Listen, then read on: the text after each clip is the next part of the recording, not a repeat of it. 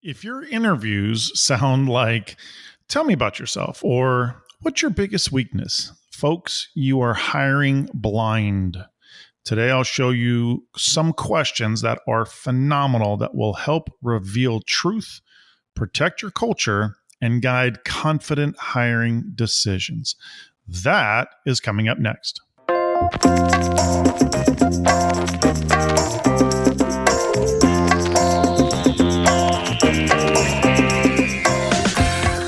Welcome to the Chris Licurdo Show, where we discuss leadership and life and discover that business is what you do, not who you are. Welcome to the show, folks. I hope you're having a fabulous day wherever you are.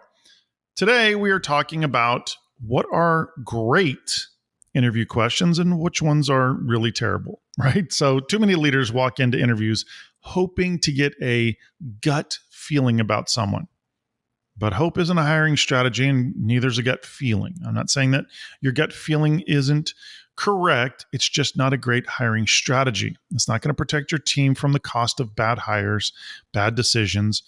So in today's episode, we'll show you exactly how to structure your interview to uncover character, to uncover whether or not somebody's a fit, and hopefully as much of their performance abilities as possible. Not just charisma, but how do we get the right person? And if they have great performance or make a great performance fit, not just charisma. So today, we're going to fix that. So 5 interview shifts every leader needs to make. Number 1, for the love, stop using generic questions. You've got to start revealing patterns in the person you're interviewing. So why does this matter? Because anybody can rehearse answers. The problem is you're not hiring a script. You're hiring patterns under pressure, right? In that room, when you are doing that interview or on the phone, then you have to put them in a place where they can respond, and you get to see how they will respond to the situations you put them under, right? So ask a follow-up question to every answer that they give. So I've got some questions for you that I want you to try. Try things like this. Tell me about a time you failed and how you recovered, right? That's a great one to put out there. And interestingly enough, you will find some people try to skirt that pretty quickly. Oh gosh, I haven't really had many failures, right? That's everybody has failed. You can get to something. Tell me how you recovered. Then, whatever their answer is, ask them, well, where did you contribute to the failure? That'll put them back on their heels a little bit. Ask them, what did you change permanently about this? Once you solved or recovered or whatever. Those are things that will help you to see how they handle failure, how they deal with something in the moment, how they solve a problem, how they look at themselves. Do they recognize their own contribution to the failure? Do they recognize that they need to change stuff? If what you get is, oh, well, I didn't contribute to the failure. That had nothing to do with me. Or, well, there wasn't anything I needed to change because that wasn't me. Then what you're going to find is you may have a victim. You might have somebody who has victim mentality right there, right? So I'm looking for any level of pattern that I can see by putting them under the pressure of asking questions like that. Another question to ask.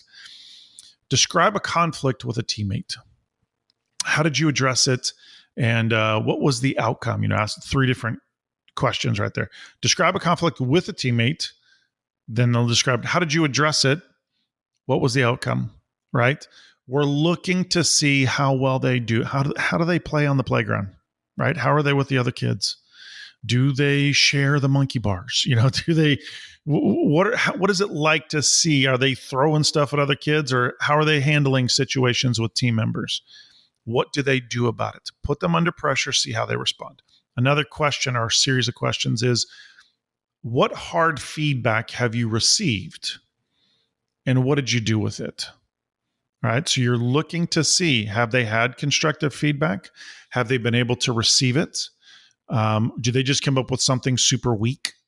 Or do they come up with, I didn't realize this about myself, but, this. So you've probably heard me talk about my early days of talking with my sales team leader that worked for me. And I asked her, I brought her into the first time I started doing this meeting, which became such a powerful meeting that I've done for decades. I brought her and I'm like, hey, this isn't about you. It's about me.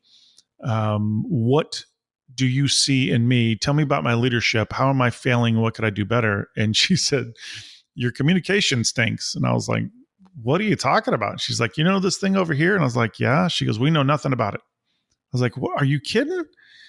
And she goes, no, you haven't shared anything. I was like, well, I thought you knew. And she said, Chris, that's your problem. You always think we know what's in your head. How could we? And that was a huge thing for me to go, oh my gosh, I need to shift immediately. I'm not communicating well, and I think that I am. I think that people know what I know, and I've got to get this communication out of me. So take a look and see, when have they received feedback and what have they done with it? If they can't come up with something, if they don't have answers, and by the way, that was nothing compared to some of the feedback I've received in life that has helped me to become a better version of myself. Another thing that you can ask is, walk me through a goal you missed. You're probably going to talk about some successes that they've had, but I want to see, walk me through a goal that you missed. What did you learn and implement so it didn't happen again?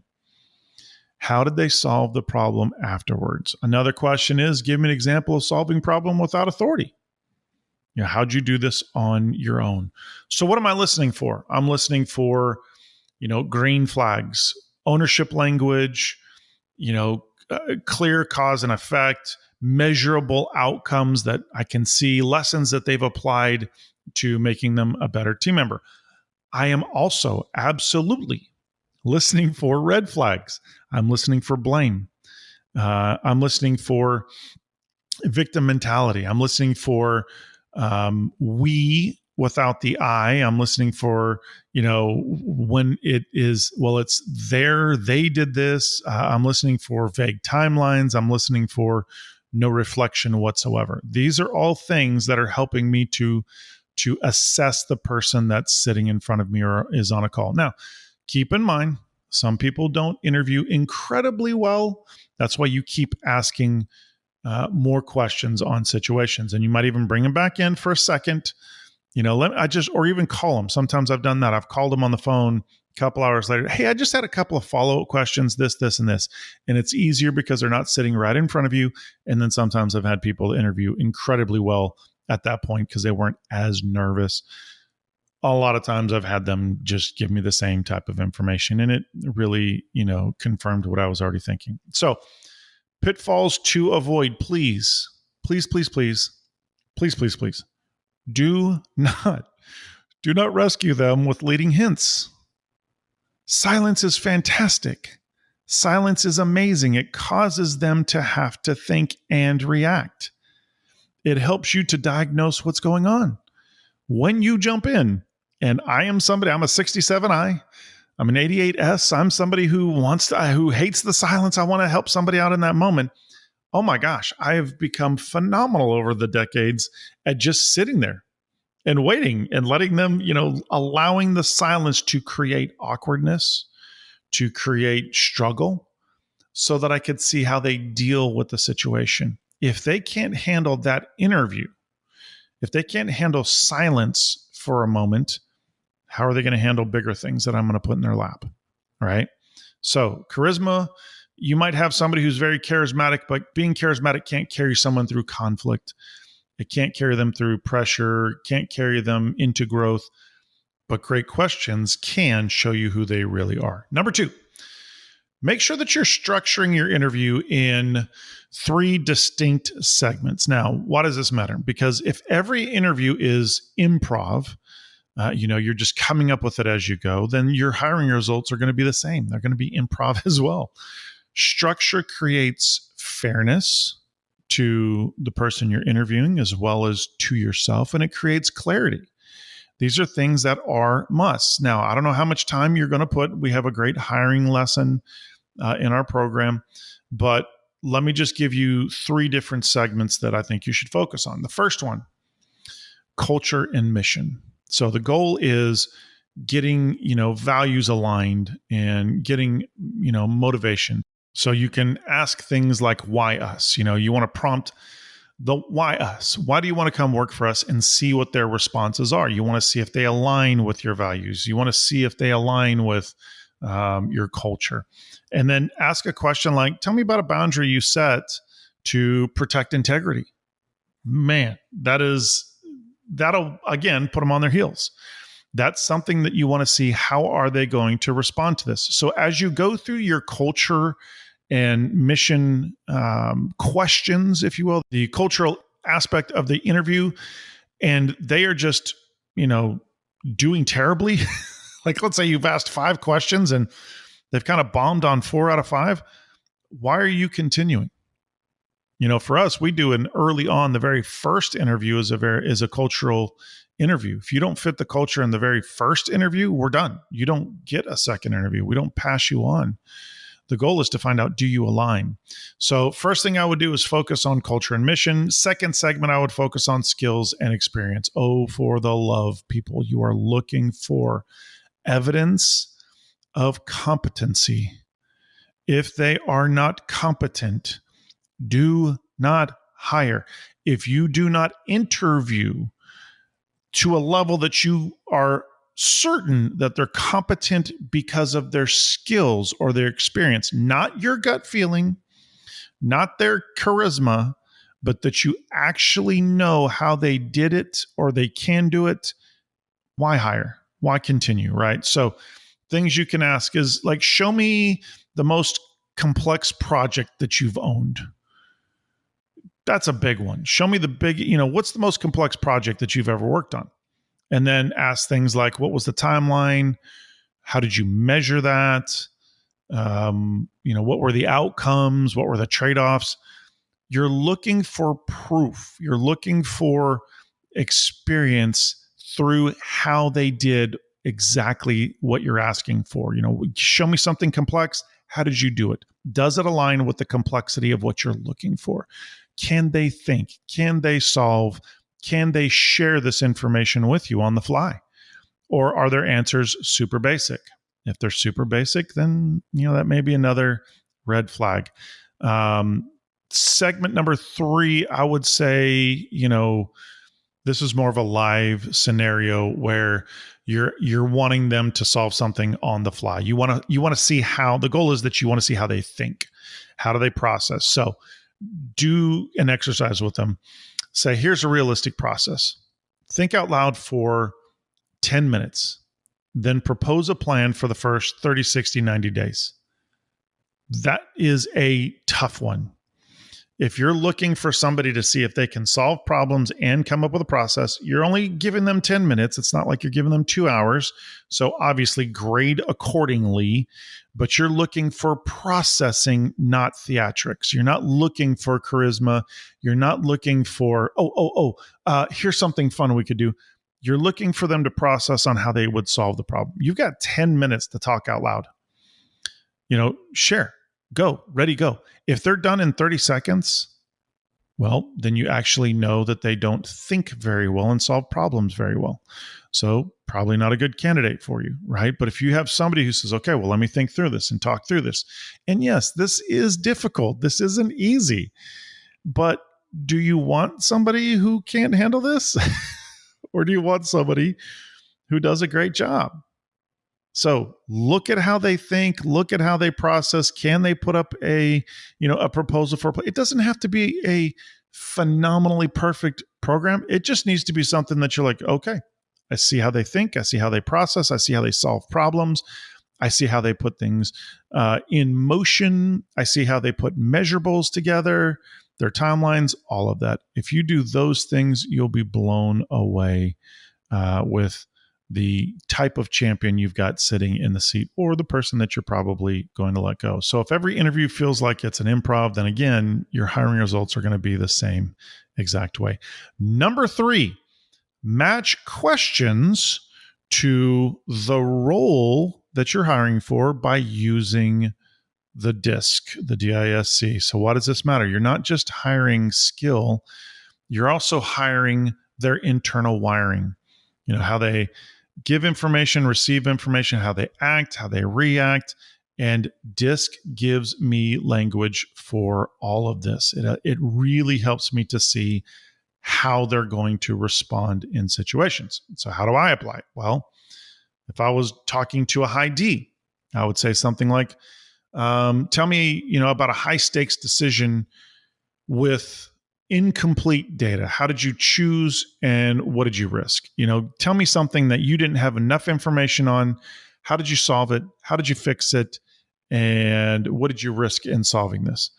I'm looking for decisiveness. How did they make decisions? But I'm also looking for a difference between accountability or bulldozing over people. Are they a bull in the china shop, or are they mature and they know how to have accountability? If I was asking a high I, something that you can ask is, give me an example of where enthusiasm met execution. This is a really good thing you want to see, because some high I's, if they are immature and they're just people, then they probably don't have a lot of great information on executing something. This will show you how mature this person is. How did you ensure that the handoff on this process, this thing, how did you make sure that it stuck, that somebody continued forward with that? Because high I's can struggle with details. So like, you're looking at the high D to find out, are they a bull in the china shop? You're looking at the high I to find out, do they follow through with stuff? Do they stick with it? Do they have a good energy balanced with commitment to making sure the thing gets done? If I am asking a high S, I would ask, describe a season of change. What do we know about high S's? They hate change. S's and C's both hate change, but S's are very resistant to change. So describe a season of change. How did you support the team and still hit the goal? This will be, again, somebody who struggles heavily is probably going to complain about the season of change. You're looking to see, are they calm? Are they able to talk through it? Or are they getting frustrated? Are they struggling thinking through how difficult it was? Were they good with the pressure, or did they avoid the process? And again, if they can't come up with answers, then, this probably is not the right person. If I'm asking a high C, I would ask something like, when has, name a time where accuracy and speed just mashed up. They just collided together. How did you protect the quality of the situation? Can you show me how you did that? Walk me through this. I'm looking for their systems. I'm looking for, did they struggle and didn't, they put it on the back burner. They didn't solve. They waited for somebody to come fix it, or did they dive in and get it done? Did they help to make sure there were solutions instead of problems? Look to see, are they good at jumping in when problems happen, things change, or do they put things on the back burner and that's what they're going to do every single time with you? So those are just some examples. You could do the same thing if you're looking at sales questions or ops questions or leadership questions, depending upon any of the personality styles. Keep in mind, you're not just hiring skill. You're hiring their internal wiring. So DISC is going to give you language for both of those, right? You're going to be able to see how they did something, experience all that, but you're also going to get to see how they think, process, solved, fix problems, all that, deal with other team members, all that kind of fun stuff. Number 4, use a scorecard, not your gut.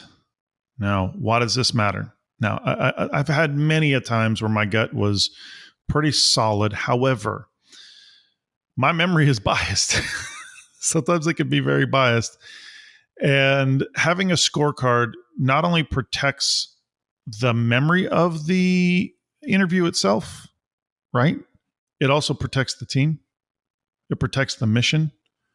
If I can go and not just like, maybe I had a great conversation with somebody and, I feel really good about this person, but if I've got a solid scorecard, and you've probably experienced this when you've interviewed a large number of people for a role and you just can't truly remember. You just remember, I like that person, but I couldn't tell you everything about them because I didn't do a good job writing it down. We have a process where we take notes specifically so that we don't have to remember. We can just go back and see what we wrote down. We're consistently writing stuff down. So I will tell you, a scorecard helps me, and especially doing it either during the interview process or immediately after the interview. And so there's certain things that you want to rate them on, like maybe a 1 to 5 or a 1 to 10, like cultural alignment. If we say 1 to 5, 1 is we have misaligned values, 3 is we're decently aligned. Here's some light examples. And 5 is, oh my gosh, this person lives under the same type of values that we do. We can see that. Here's great examples, yada, yada, yada. They get a 5. Great. What about the competency of the role, the skills? You should have interviewed this so well out. So 1 would be, there's really only theories of how they can do this. I didn't really see solid answers of how they do this. A 3 might be they shared that they were able to do this with some guidance, and a 5 might be, man, they owned the outcomes. They repeated the success. They're very teachable. They teach others. Super solid 5. What about communication and collaboration? 1 could be, and you could do 2s and 4s in here, 1 through 5. I'm just giving you 3. 1 could be that they seemed very defensive. They were very confusing in some of their answers. 3 might be, they're clear, but very linear in their responses. 5 might be they're concise. They listened really well as I talked. They adapted as I asked questions, or if I had another leader in there asking questions, they responded really well and adapted to that person. So they get a 5. They did really well in communication. Another one would be a disc fit for the role. 1 would be that their wiring technically fights the role. If I was trying to put a high I in an accounting position, I'm going to see that there's going to be a problem here, right? The way that they're wired up fights the role. It doesn't fit the role. It doesn't work in it. A 3 might be, it's workable, but it's definitely going to take some coaching. A 5 would be, wow, this is a natural fit. They match. They're going to be able to do the critical demands that are going to be on them. This is a great fit. So if you have, any 1s or 2s in culture, it should be a no hire. It should be a no-brainer. We don't move forward. If they do not fit your culture, don't hire them. Oh, but Chris, they had a 5 in the skill. I don't care. Guys, I've been doing this too long. If people don't fit my culture, I don't want them here, because I don't want to spend all the time that I have in the past dealing with people who didn't fit my culture.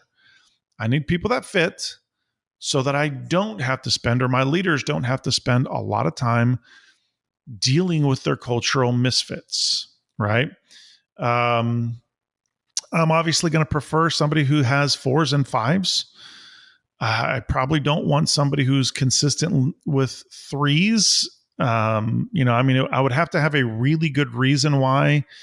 Just solid 3s across the board would be somebody that I hire. I'm really looking for some 4s and 5s in there. So this really helps you to see what type of person this is. Do they fit culturally? Do they fit disc-wise? Do they have the skills? And are they a team player? If they are an island, do not hire them. Do not hire islands. I made that mistake, and 20 years later, still regret it. So I don't live in it. I'm just saying it's something that I won't make that mistake again. So more things that you can have for the interviewer, whether that's you. For us, we have a 5-interview process, sometimes more. So sometimes there's different interviewers that are in the process. So here's some debriefs that anybody who interviews needs to answer this. So let's say, we've got our cultural phone call that happens on the front side. Whoever's making that phone call, depending upon which area they're going to go into, that person and usually that's probably Catherine, who's going to make that phone call, but she needs to answer some things. Would you hire them for this role? Yes or no? Now, obviously that's just based on the cultural thing, but as they step up in Each interview, this is a strong list that I feel like every interview needs to answer. 1, would you hire them for this role? Yes or no? 2, what is your strongest evidence that they fit the role? 3, what is the greatest risk you see here by hiring this person? And number 4, what coaching would they need, starting day 1 to make them successful at this role? So do yourself a favor. Stop trying to feel out a candidate. Create a system that reveals the things that really matter to you. Number 5, pause before the offer. Use the 24-hour clarity rule. I highly suggest this. This takes pressure off it. Pressure is never a good hiring partner, if you will. Peace is the thing. That's a great signal for leadership. We always tell the person, you go pray, you talk to your spouse, you spend time. We're going to spend time praying about this. We're going to spend time talking about this, but you let us know when you're ready to move forward with the answer, right? So we are people who don't want here's an offer, you ready? Let's go. Instead, we want to sleep on it. If we wake up with more peace, great, fantastic. That's a good thing. If we don't, there's a problem. We have had times where we do spousal interviews where we bring our spouses in to ask questions and dig in and see what they think of the person. And I will tell you, I made the mistake once in my life of not having a great, my spouse gave a response. It was, I don't know if I can not hire them according to that. They're just like, something is off. I don't know what it is. Something is off. And I made the wrong decision. I said, well, I need some specifics. And she couldn't give me specifics. So I was like, well, I don't know if I can not hire them because of that. I made the mistake and she was right. So don't do that. Give yourself some time. Give your spouse, if you do spousal interviews, give the spouses some time, right? Allow people to come in and just, stew on this a little bit. Give this some time for you guys to ruminate. What do you think? Process through. Do you have peace? Is there something wrong? Also, in this 24-hour time frame, reread your notes. Go over your scorecard without the resume. Don't even use the resume. Just go over your scorecard. Would I hire this person for this mission based on the scorecard that I have? Again, go through your questions. Describe a time they handled conflict well and what changed because of them. If you're not able to get to that, do you hire this person? All right? Are you hiring somebody just so that you can fill the role, or are you telling yourself the pain of an empty seat is just too much? Well, what is the pain of hiring the wrong person? Sit down and write a first month success criteria. Do they fit it? If I can't define success based on this person, then I'm not going to offer them a job, right? So don't make the offer yet. Give yourself some time. Make sure that they fit the culture. They have the competency. There's no major red flags. Make sure you've called on references. Yes, call on all references. Do all of this stuff and then spend some time before you proceed. Anything that is nagging or any lack of peace, that is a time for you to pause. That is a time for you to clarify what it is, and you may find that you actually pass on it. So if you're talking to the person or other leaders, hey guys, I'm taking 24 hours to ensure that I've got clarity here, that I feel really good, that I don't have any concerns. So give me till tomorrow at noon, and then I will let you know what I'm thinking. The truth is that peace is a great leadership signal. If you don't have it, do not move forward. So action steps: replace your standard interview questions with 5 behavior-based questions. Look to see how they respond. Build a 3-part interview structure focused on culture, competency, outcomes. Get yourself to this place where you know exactly who is sitting in the chair. Do they fit? Make sure that you're using DISC filters on every interview. Put together those questions to find out, will they fit the role? Are they mature or immature in their responses? It has nothing to do with age. It has to do with how well they know themselves and how they know how they respond. Use the post-interview scoring card. Spend 30 minutes just going through the information that you have and use that scoring card as well to ask yourself, is this the right person? And then use the 24-hour decision delay so that you protect not only you, that person, but also your team and the team health. Now, this October, we're handing you the full Smart Hiring Framework, one powerful resource at a time. You'll listen, apply, and by the end of the month, you'll have a complete system to hire better, lead smarter, and protect your culture. You have to sign up by filling out the form at chrislocurdo.com/hiring framework. One word, hiring framework. Once you're in, you'll automatically receive all the resources throughout the month. Remember, chrislocurdo.com/hiring framework. You won't want to miss what's coming. This framework could save you months of stress and thousands in costly mishires. Now, if you followed this series, you now have the entire Smart Hiring Framework, from knowing when you're ready to building the right job post to interviewing with clarity. And it doesn't stop here. At our Next Level Leadership live event, you'll learn even more tools like these, direct from leaders who've walked the hiring mistakes and now lead thriving, culture-aligned teams. We want you to join us in person for this event. Go to chrislocurdo.com/live events and get more information. That's chrislocurdo.com/live events and get more information.